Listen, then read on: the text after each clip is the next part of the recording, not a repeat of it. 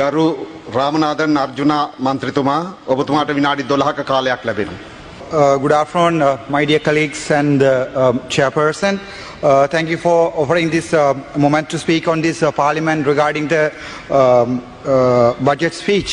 First of all, I would like to thank NPP government for providing and starting us new initiatives such as digitalization, innovation and entrepreneurship and rural development, primarily focused on the healthcare of the rural development. Yazhpanam லைப்ரரியை பற்றி நீங்கள் கதைத்திருந்தீர்கள். 100 million ஒதுக்கி இருக்கிறதாக. அந்த 100 million என்பது மொத்த capital total எக்ஸ்பெண்டிச்சரிலே அது மொத்தம் 1315 million. அதிலே யாழ்ப்பாணம் லைப்ரரிக்கு ஒதுக்கப்பட்டது 0.0076 வீதம். பிச்சை போடுவது போன்று யாழ்ப்பாணத்துக்கு ஒரு 100 மில்லியனை ஒதுக்கி இருக்கிறீர்கள், பரவாயில்லை. அதுக்கு பிறகு பார்ப்போம், உள்ளூர் வீதிகளை, வடக்கு வீதிகளை நீங்கள் தருவதற்காக 5000 மில்லியன் ஒதுக்கி இருக்கிறீர்கள். இந்த புத்தகம் அவ்வளவற்றையும் வீடு கொண்டு சென்று வடிவாக படித்திருக்கிறேன். 5000 மில்லியன் தருவதாக சொல்லியிருக்கிறீர்கள், நன்றி, நாங்கள் அதுக்கு சந்தோஷப்படுகிறோம். ஆனால் டோட்டல் கேபிட்டல் எக்ஸ்பெண்டிச்சரிலே அவை 0.38 வீதம், 0.38 வீதம். அது ஒரு பிச்சை, தமிழனுக்கு போட்ட பிச்சை. ஏனென்றால் உங்களுக்கே தெரியும், உள்ளூராட்சி சபை தேர்தல் வரை இருக்கிறது, அது தவிர மாகாண சபை தேர்தல் இருக்கிறது. ஆகவே பட்ஜெட்டிலே எதிர்கட்சியை குத்துவதற்காக நீங்கள் எங்களுடைய லைப்ரரியை பாவித்திருக்கிறீர்கள் தவிர நீங்கள் எங்களுக்கு தந்தது 0.007 வீதம். சரி, அதையும் வேண்டாம். வடக்கு கிழக்கிலே இதுவரைக்கும் 35 ஆண்டுகள் பெரும் போர் நடந்தது. அந்த போரால் நான் உட்பட எனது சமூகம் கட்டிய வீட்டை கூட இழந்து விட்டு சென்றோம். ஆனால் வடக்கு கிழக்குக்காக நீங்கள் தந்தது 1500 மில்லியன். அது மொத்தம் உங்களுடைய கேபிட்டல் எக்ஸ்பெண்டிச்சரிலே 0.01 வீதம். எங்கள் வீடுகளை இடித்து, எங்கள் காணிகளை பிடித்து, எங்களில் 45,000 பேரை கொலை செய்துவிட்டு நீங்கள் எங்களுக்கு போடும் பிச்சை 0.1 வீதம். அதாவது 0.1 வீதம் உங்களுடைய மொத்த எக்ஸ்பெண்டிச்சரிலே வடக்கு கொடுத்து விட்டு நாங்கள் சொல்லுகிறோம் வடக்கிற்கு கொடுத்து விட்டோம் என்று. என்ன ஒரு விடயத்தை சொல்லுகிறேன், வட்டுவாகல் பாலத்தை பற்றி கைத்திருக்கிறீர்கள், 1000 மில்லியன் தந்திருக்கிறீர்கள் என்று சொல்லுகிறார்கள். அது மொத்த எக்ஸ்பெண்டிச்சரிலே உங்களுடைய இந்த வருடத்தின் கேபிட்டலை மட்டும் கதைக்கிறேன். ரீகரண்ட் எக்ஸ்பெண்டிச்சரை பற்றி நான் கதைக்கவில்லை. கேபிட்டல் எக்ஸ்பெண்டிச்சரிலே 0.076 வீதம், 0.076 வீதம். அந்த பிச்சை, நன்றி. அந்த பிச்சைக்கு எங்களுக்கு நன்றி. கதைப்போம். சுகாதாரத்துறையை எடுத்து பார்ப்போம். சுகாதாரத்துறையிலாவது எங்களுக்கு ஏதாவது பிச்சை போட்டு இருக்கிறீர்களா என்று. அந்த சுகாதாரத்துறையிலே மொத்தமாக 382 பில்லியன் உங்களுடைய மொத்த கேபிட்டல் எக்ஸ்பெண்டிச்சர். ஆனால் அதிலே வடக்கு கிழக்கு நீங்கள் தந்திருப்பது, வடக்கிலே ஒரே ஒரு ப்ராஜெக்ட் மட்டும் தான் செய்திருக்கிறீர்கள், PHSCP எனப்படுகின்ற ப்ராஜெக்ட். அதுக்கு நீங்கள் தந்திருப்பது எங்களுக்கு 0.66 வீதம். உங்களுடைய பிச்சை எந்த அளவிலே இருக்கிறது என்று இதில் பார்த்துக் கொள்ளுங்கள். அதற்கு பிறகு கிழக்குக்கு நீங்கள் கொடுத்திருக்கிற பிச்சை 0.8. தமிழன் பிச்சை எடுப்பதற்கு தயாராக இல்லை என்பதை உங்களுக்கு சொல்லுகிறேன். எனது சகோதரர்கள் வெளிநாட்டில் இருக்கிறார்கள். முடிந்தால் உங்களால் பிரிவென்ஷன் ஆஃப் டெரரிசம் ஆக்ட் எனப்படுகின்ற அந்த சட்டத்தை எடுத்து விடுங்கள். நாங்கள் கொண்டு வருகிறோம் உங்களுக்கு பில்லியன் ட்ரில்லியன் கணக்கான பணம். எனது சகோதரர் உங்களுக்கு கொண்டு வரும், நாங்கள் போடுகிறோம் பிச்சை. நாங்கள் இந்தியாவுடன் பிச்சை எடுப்போம், சைனாவுடன் பிச்சை எடுப்போம். எடுத்த பிச்சையிலே ஒரு 0.01 வீத பிச்சை தான் எங்களுக்கு போடுவோம். அந்த பிச்சையை ஜனாதிபதி அவர்கள் வந்து சொல்லுவார், இந்த வடக்கு மாகாணத்துக்கு பிச்சை போட்டிருக்கேன். பிச்சையிலும் பிச்சை எடுப்பானாம், ஆண்டி பிச்சை. அதுக்கு பிறகு போடுவானாம் ஒரு பிச்சை. இது ஒரு கேவலமான சிலையா. எங்களுக்கு இது சரியான மனவருத்தம். நான் எங்களுடைய அரசாங்கத்தின் இந்த வரவு செலவு திட்டத்தில் மிகவும் எதிர்பார்ப்போடு இருந்தவன். சரி, அது வேண்டாம், பரவாயில்லை. என்ன ஒன்றை சொல்லுகிறேன், யாழ்ப்பாணத்திலே இண்டஸ்ட்ரியல் பார்க் கட்டுகிறீர்களாம். 300 மில்லியன், மொத்தம் 500லே 3 இடங்கள், அதுல 300 மில்லியன் இருக்கிறதா. அது எவ்வளவு தெரியுமா? மொத்த உங்கண்ட கைத்தொழிலுக்கு போட்ட அந்த மொத்த செலவினத்தின் 1.54 வீதம். நாங்கள் கேகேஸை நாங்கள் கட்டுகிறோம். தமிழன் கட்டுகிறான் கேகேஸை. முடிந்தால் கேகேஸை எங்களிடம் தாருங்கள். தமிழர் கட்டுகிறோம். நாங்கள் உங்களுக்கு கட்டி நாங்கள் சீமெந்து செய்திருக்கிறோம். நாங்கள் உங்களுக்கு கிண்ணியாவில் இருந்து ஒரு காலத்திலே கரும்பு தந்தோம், ஆணையரவிலிருந்து எல்லாவற்றையுமே தந்தோம். எங்களுடைய உதிரங்கள் முடுக்க எடுத்து எங்களுடைய இனத்தை அழித்து போட்டு நீங்கள் இப்போது எங்களுக்கு தருவது என்பது சொல்ல தெரியுமா? 0.0 அளவிலான உங்களுடைய பிச்சை. அந்த பிச்சை தான் உங்களுடைய பட்ஜெட். அதற்காகத்தான் எங்களுடைய வாக்குகள் உங்களுக்கு வேணும் என்றால் எனது தமிழ் மண் பிழையாக போட்ட 3 வாக்குகளால் இன்றைக்கு ஒரு பேப்பர் கூட வாசிக்க தெரியாத MP மேரத்தான் கொடுத்திருக்கிறார்கள் எங்களுடைய தமிழ் மண். ஏனென்றால் அனுரகுமார சாநாயக்க இந்த 13 எங்களுக்கு ஏதாவது செய்வார். 13 நாங்கள் இப்போது சிங்கள மக்களுடனும் தமிழ் மக்களுடன் ஒன்றாகத்தான் வாழ ஆசைப்படுகிறோம். எனது மனதில் இல்லை சிங்கள மக்களை ஒரு எதிரியாக நினைப்பதற்கானால் வந்த முதல் நாளிலிருந்து இந்த ஆசனம் என்னை அவமனித்தது, இன்று வரை என்ன ஒரு எதிரியாகத்தான் பார்த்தது. ஆளுங்கட்சிக்கும் எதிர்கட்சிக்கும் உள்ள அடிவாட்டிலே நாங்கள் தான் அவதிப்படுகிறோம். இன்று நேற்றல்ல, 1948 ஆண்டு எங்களுடைய வெள்ளைக்காரருடைய ராஜ்யம் இதை இலங்கையிடம் தந்திரும் போது அவர்கள் சிரித்து விட்டு தான் போயிருப்பார். அவர்களுக்கு தெரியும் சிங்கள இனம் தமிழ் இனம் ஒன்றாக வாழாது, ஏனென்றால் இவர்கள் 2 பேரும் ஒருவரை ஒருவர் அடித்துக் கொள்வார்கள் என்று. ஆனாலும் ஒரு நம்பிக்கை, உங்களுடைய பிச்சையாவது முழுமையாக பாதிக்கலாம் என்றுதான் என்னுடைய ஆசை. அதன் பிறகுதான் பார்த்தேன் டிசிசி மீட்டிங், உங்களுடைய GA பிரதீபன் நேற்றைய தினம் அரசாங்க வாகனம் ஒன்றை கொண்டு போய் அவருடைய மகன் உடைத்திருக்கிறார். பரவாயில்லை, எங்களுக்கு வாகனம் வேண்டாம். ஆனால் GA பிரதீபன் சொல்லுகிறார், மொத்தம் 56 மில்லியன் நீங்கள் கொடுத்த பாராளுமன்ற உறுப்பினர்களின் பன்முகப்படுத்தப்பட்ட நிதியிலே அவர் 35 மில்லியனை எடுக்க போகிறார்கள். இப்போது வடக்கு கிழக்கிலே நாங்கள் இந்த தேங்காய்களை ஆவதா? சரி, அதுதான் சொல்லும் போதுதான் எனக்கு ஞாபகம் வருகிறது, வடக்கு கிழக்கிலே இன்று வரை எத்தனையோ வெள்ளை ஈக்கள், எத்தனையோ தென்னை மரம் 250 ரூபாய் ஒரு தேங்காய் போகிறது. ஆனால் அதை நடவடிக்கை உங்களுடைய விவசாய அமைச்சரை வடக்கு பக்கம் காணவில்லை. சரி, அது பரவாயில்லை. என்னுடைய வைத்தியர்களை பற்றி பார்ப்போம். ஒரு வைத்தியன் ஒரு கார் ஒன்றை வேண்டுவதாக இருந்தால் 50,000 ரூபாய் படி மிச்சம் பிடித்தால் அவனுக்கு 40 ஆண்டுகள் சேமிக்க வேண்டி இருக்கும் இந்த நாட்டிலே. அதான் எங்களுடைய சுகாதார அமைச்சரிடம் கேட்டேன், முடிந்தால் எங்களுடன் கதையுங்கள் என்று சொல்லி. ஏன் எங்களுடன் கதைப்பதால் என்ன பயம்? நான் எழுப்பினால் மைக்கை ஆஃப் பண்ணுகிறார்கள். எதற்காக பயப்படுகிறீர்கள்? ஏனென்றால் நீங்கள் சொன்ன விடயங்கள், இந்த பிச்சைகளை எல்லாத்தையும் கணக்குடன் காட்டுவதற்கு எனக்கு என்னால் இயலும்.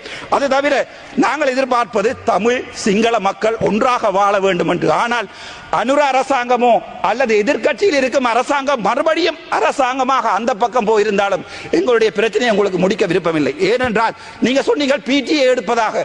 இப்போது நீதி அமைச்சர் கேட்கிறார், PTA இருப்பவர்களுடைய லிஸ்டை தாருங்கள் என்று. கேவலம். எனது சகோதரர்கள் உங்களுக்கு என்ன ஒன்றை சொல்லுகிறேன், மம்மிக சிங்களிங்க கமிட்டி அப்பே ஐயல் அக்கலா පනස්පන්දාක් මරුණේ අපේ ජනතාවලින් ඇතුළෙන් නම් ඇවිල්ලා. ඒගොල්ලෝ උඩින් ඉඳන් බහැලා නැහැ පළයට. ඒගොල්ලෝ අපේ ජනතාවෙන් තමයි අවිලා තිබ්බේ. එතකොට අපි රස්තවාදී. හැබැයි 88000ක් මරුණා. මේ කොහෙද දළදා මාලිය බෝම්බය පුපුරුවා. ඕගොල්ලෝ රස්තවාදී නැහැ. ඕගොල්ලෝගේ රෝගණ විජේවීර රස්තවාදී නැහැ. අපේ ප්‍රභාකරන් රස්තවාදී. එක මේක හේතුව අපි දෙමළ, ඕගොල්ලෝ සිංහල. හැබැයි අපේ ජෙනරේෂන් එකටත් ඒක උළුවට නැහැ. මගේ හිතේ නැහැ. මාත් එක ඕගොල්ලෝ ඛණ්ඩ වෙනවා හැමදාම පාර්ලිමේන්තුවේ. මම කවදාවත් ඕගොල්ලොත් ඒ විදිහට හැසිරෙන්නේ නැහැ. මම දැන් කියන්නම්. ඕගොල්ලෝට ඇත්ත කියන්නේ එම්බිලා කවුරුත් නැහැ. අපේ ඉන්නේ සමහරු දැන් මේ එන්නේත් නැහැ මේ වෙලාවට. ඒගොල්ලෝ කරන්නේ ඕගොල්ලොත් එක ගේම් එකක් ගාලා අපේ මිනිසුන්ට කියනවා ඔන්න මචං අපි දෙමළලා කොමරි ගන්නවා කියලා. එතකොට මම කිව්වොත් පන්සල කඩන්න එපා කියලා. මම ජනතා විරෝධී වෙනවා. ඒගොල්ලෝ ජනතාවේ නායකයා වෙනවා. මම දැන් පපුයි දැන් කතා කරන්නේ. මේක මට දවස් 77 days I was deprived of speaking on this parliament. but ඒකට කවදාවත් මුකුත් කරලා නැහැ. ඒක අමතරව Clean Sri Lanka. Well done. Clean Sri Lanka என்று சொல்லி நீங்கள் 5000 மில்லியன் දෙකයි ඔබතුමාට තියෙන්නේ. ஹரி சார், கிளீன் ஸ்ரீலங்கா கீழே 5000 மில்லியன் ஒதுக்கி இருக்கிறீர்கள். அது எங்களுடைய லைப்ரரி, எங்களுடைய தேசிய நூலகம், அது ஒரு ஆசியாவிலே மிகப்பெரிய நூலகம். விபுலானந்தர் தொடக்கம் மகாத்மா காந்தி எழுதிய புத்தகங்கள் இருந்த லைப்ரரியை எரித்த உங்களுடைய இனம் எங்களுக்கு போட்ட பிச்சை 1.2 வீதம். உங்களுடைய கிளீன் ஸ்ரீலங்காவிலே ஒரு தமிழனும் இல்லை, ஒரு முஸ்லிமும் இல்லை. எங்களுக்கு தந்திருப்பது 1.2 வீதமான அளவைத்தான் உங்களுடைய கிளீன் ஸ்ரீலங்கா எங்களுக்கு தந்திருக்கிறது. அதாவது மொத்த 5000 மில்லியனிலே எங்களுடைய லைப்ரரிக்காக நீங்கள் ஒதுக்கியது 1.2 வீதம். அதை விட பரவாயில்லை. இன்னொரு ஜோக் ஒன்றை சொல்லுகிறேன். ரைட், உள்நாட்டில் இடம்பெயர்ந்தவருடைய வீடமைப்புக்கு 1500 மில்லியன் ஒதுக்கியதை போன்று, அதே போன்று நீங்கள் உங்களை பார்த்தால் தெரியும், எங்களுடைய தீவகங்களிலே குடிப்பதற்கு தண்ணி இல்லாமல் எங்களுடைய சனம் இறந்து கொண்டிருக்கிறது. நைனாதீவா இருக்கலாம், டெல்ஃப்டா இருக்கலாம், கார்னரா இருக்கலாம். ஆனால் திரும்பவும் சொல்கிறேன், உங்களுடைய தெற்குக்கான தண்ணி வளங்களுக்காக 61,234 மில்லியன் செலவழித்திருக்கிறீர்கள். அடிஷனலாக 20,000 மில்லியன் ஒதுக்கி இருக்கிறார்கள் தண்ணிக்கு தெற்குக்கு. ஆனால் வடக்குக்கு தண்ணி இல்லை. வடக்கிலே போடப்பட்ட இருநமடை குளம் இப்ப கூட காய்ந்து கொண்டுதான் இருக்கிறது. உங்களுக்கு எங்களுடைய மக்களுடைய வலிகள் தெரியாது. நாங்கள் உண்மையை கதைத்தால் ஜனதா விரோதி, நாங்கள் உண்மையை கதைத்தான். ஆனால் கேம் அடிப்பவர் முழு பேரும் உங்களுக்கு நல்ல பொலிட்டீஷியன்ஸ். நாங்கள் உண்மையை கதைத்தால் அது உங்களுக்கு முதுகு நோவும், அவர்களுக்கும் இதயம் நோவும். அதுதான் உண்மை. இன்று வரை நான் சொல்லுகிறேன், எங்களுடைய இன பிரச்சனையை தீர்க்காமல், என்னுடைய இனந்த அழித்தை திரும்ப கட்டி எழுப்பாமல் நாங்கள் ஒருபோதும், நான் நினைக்கிறேன், நாங்கள் ஒருபோதும் இந்த நாட்டிலே நிலையான சமாதானத்தை கொண்டு வர முடியாது. இதே சுத்தியுடன் இருக்கிறேன். இன்று நேற்று நடந்த votingil கூட எனக்கு 85% வாக்குகள் இருக்கிறது வடக்கில் இருந்து. முடிந்தால் உங்கள் எம்பி ஒருவரிடம் முடிந்தால் 85% வாக்குகளை பெற்றுக் கொள்ள சொல்லுங்கள். நேற்று யூடியூபில் போட்டிருந்தார்கள் எனக்கு 87% வாக்குகள் இருக்கிறது. ஏனென்றால் உண்மையை கலைப்பவன் තප්පරවේ සක්ස මේ රටේ දෙමළ ජනතාව කියලා සිංහල ජනතාව කියලා ජනතාව දෙකක් තියෙනවා. ඒ දෙමළ ජනතාව ඇතුළත තමයි මුස්ලිම් ජනතාවත් අපි ගණන් ගන්නේ. එතකොට අවුරුදු 76 හිස්ටරි ගැන අපි කතා කරනවා. හැබැයි මම දැක්කා දැන් ආණ්ඩු පක්ෂයෙන් නම් විපක්ෂයෙන් අත්ති කරනවා, විපක්ෂයෙන් නම් ආණ්ඩු පක්ෂ අත්ති කරනවා. හැබැයි කවුරුත් පරණ දේවල් කතා කරලා ඉස්සරහට ගෙනියන්න අපේ රට ගෙනියන්න පුළුවන් මොකරි බෙඩපිරිවෙලක් ඇදුවා කියලා අපි විශ්වාස කරන්නේ නැහැ. ඒකට හොඳ උදාහරණයක් තමයි අපේ කමියුනිටිස් දෙකකට මැදේ කොමියුනිකේෂන් ગેප් එකක් තියෙනවා. ගොඩක් වෙලාවට උතර ඉන්න ජනතාවට සිංහල කතා කරන්න බෑ, දකුණ ඉන්න ජනතාවට දෙමළ කතා කරන්න බෑ. එතකොට 1970 කාලේ මොකද වුනේ? අපිට කතා කරන්න දෙන්නේ නැතුව අපේ බෙල්ල මිරි කරා. එතකොට තමයි 1970 අපිට ලොකු විශාල ප්‍රශ්නයක් වුණා. ඊට පස්සේ 1983 මොකද වුනේ? 1983 අපේව මරලා දැම්මා, කෑලි කෑලි කපලා දැම්මා. මම එකක් කියන්න කැමැති. මම පොඩි කාලේ ඉන්නකොට මම ස්කෝලර්ෂිප් කරේ 1993 ඒ කාලේ ඉන්නකොට මම කවදාවත් එක සිංගල මිනිහාවක් දැකලා නැහැ. එතකොට අපිට කියලා තිබ්බ මොකද්ද? සිංගල මිනිහා කියන්නේ බඩ මේම කරලා කන්න පුළුවන් ජාතියක් කියලා තමයි අපිට කියලා තිබ්බේ. ඒ වගේ ඕගොල්ලෝට සමහර වෙලාවට මාතින් කියලා ඇති දෙමළ මිනිසු කියන්නේ බෝම්බේ පුපුරලා මාලිගාව පුපුරලා මිනිස්සු මරන්නේ කියලා ඒ විදිහට තමයි ඕගොල්ලොත් හිතාගෙන හිටියේ. හැබැයි 2009න් පස්සේ අපි දැන් ජාති දෙකම එකතු වුණාට පස්සේ අපිට හොඳ අන්ඩර්ස්ටෑන්ඩින්ග් එකක් ඇවිල්ලා තියෙනවා. දැක්කම බලන්න මේ පාර්ලිමේන්තුවේ පක්ෂ වුණොත් විපක්ෂ වුණොත් අපිට කතා කරන විදිය කොච්චර හොඳයිද කියලා. ඒ වුණාට අපේ ගම්වල ගියාම අපි කරන්නේ මොකද්ද? අපි ආයේ ජාතිවාදී ආවුස්සනවා, දෙමළ මිනිස්සු මරන්න ඕන කියනවා. හොඳ උදාහරණයක් තමයි අපි ජැෆ්නාවල තිබ්බා තයියිටි කියලා පන්සලයක්.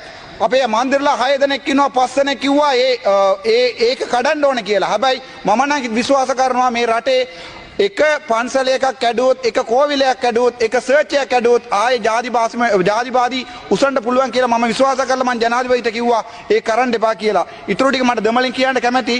ඒකින් අපේ පොලිටිෂියන්ස්ලා ගොඩක් ඉන්නවා. දැන් දැක්කම කවුරුත් නැහැ. ඒගොල්ලෝ ආවිලේ අපේ දෙමළ ජනතාවට කියන්නේ අපි කොහොමරි දෙමළ වලින් ගන්නවා කියලා. ඒ වුණාට සිංගල පොලිටිෂියන්ස්ලා ගිහිල්ලා සිංගල ජනතාවට කියන්නේ කොහොමරි අපි මේ එක රට එක ජීවිතයකට ජීවත් වෙනවා, උන්ගේ කඩා වැටෙනවා, උන්ගේ නවතනවා කියලා. හැබැයි වෙලා තියෙන්නේ අද ගත්තාම දෙමළ මිනිහා එක්කෙනෙකුටවත් හිතේ නැහැ රට දෙකට කඩන්න ඕන කියලා. අපි කවදාවත් හිතන්නේ රට දෙකට කඩන්න ඕන කියලා. මම මේ පාර්ලිමේන්තුව ඇවිල්ලා 77 days දවස් 77ක් මට කතා කරන්න දුන්නේ නැත්නම් එතකොට මට හැසිරෙන්න වෙනවා රස්තවාදී විදියට.